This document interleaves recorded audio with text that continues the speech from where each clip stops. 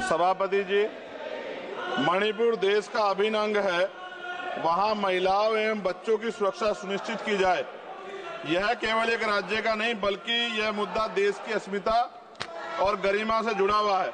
अतः वहां शांति व्यवस्था बहाल कर महिलाओं एवं बच्चों को सुरक्षित माहौल प्रदान किया जाए। मणिपुर की घटना की वजह से अंतर्राष्ट्रीय स्तर पर देश की छवि खराब हुई है। मुझे ऐसा लगता है ये तभी होता है जब सरकार को कुर्सी से ज्यादा प्यार होता है और जनता के हित से कम प्यार होता है। न्यूनतम समर्थन मूल्य किसानों को मिले, बिजली के बिल माफ हो, किसानों का कर्ज माफ हो। सरकार को समझना होगा कि किसान मजबूत होगा तभी देश की अर्थव्यवस्था मजबूत होगी। खाद पर सब्सिडी बढ़ाई जाए, यूरिया नहीं मिल रहा है, खाद का वितरण पारदर्शिता लाई जाए। यदि समय रहते सरकार ने संज्ञान नहीं लिया तो वो दिन दूर नहीं कि देश में खाद्य संकट हो जाएगा। महोदया, गया में महाबोध विहार प्रकरण जो है, वहां से बुद्ध समाज में चिंता है और आक्रोश भी है।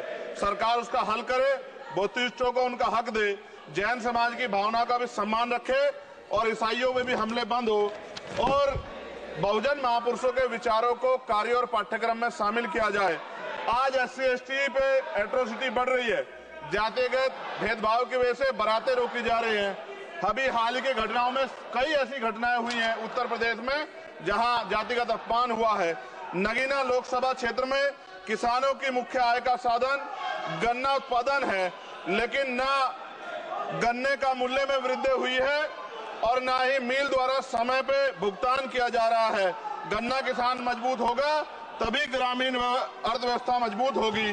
साथ साथ SC/ST का प्रमोशन में रिजर्वेशन नहीं दिया जा रहा है, उल्टा निजीकरण करके नौकरी खत्म की जा रही है, बैकलॉग नहीं भरा जा रहा है, पुरानी पेंशन बहाल नहीं की जा रही है।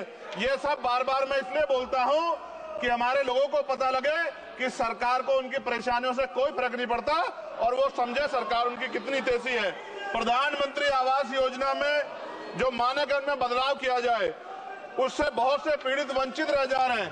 कई बार ऐसा होता है और मैंने ये देखा अपनी आंखों से, किसी ने बरसात से बचने के लिए ईंटें लगा दी हैं, उनको मानक से बाहर कर दिया जाता है।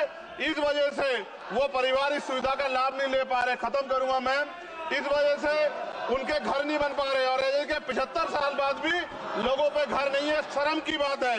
नगीना लोकसभा क्षेत्र में केंद्रीय विद्यालय खोले जाएं और जो पहले से संचालित केंद्रीय विद्यालय हैं उनमें किताबों से लेकर सभी आवश्यक एवं पर्याप्त सुविधाएं सुनिश्चित की जाएं ताकि क्षेत्र के बच्चों को गुणवत्तापूर्ण शिक्षा प्राप्त हो। और अंत में मैं खत्म करते हुए कहना चाहता हूं, अभी ईद का त्योहार आ रहा है, हम भी ये देखेंगे और देश भी ये देखेगा कि सरकार उनको कितनी मदद करा के उस आयोजन को, उस त्योहार को मनवाने में मदद करेगी, जैसे अन्य धर्मों को लगातार मदद कर रही है, क्योंकि भारत एक धर्मनिरपेक्ष राष्ट्र है। मोदिया जी, खत्म कर रहा हूँ, खत्म करिए तो आवाज का हाल देख लो। क्या करिए, कंप्लीट करिए प्लीज। भारत एक धर्मनिरपेक्ष राष्ट्र है, लेकिन मैं ऐसा समझता हूँ जिनकी सरकार है उन्हीं की बात होगी।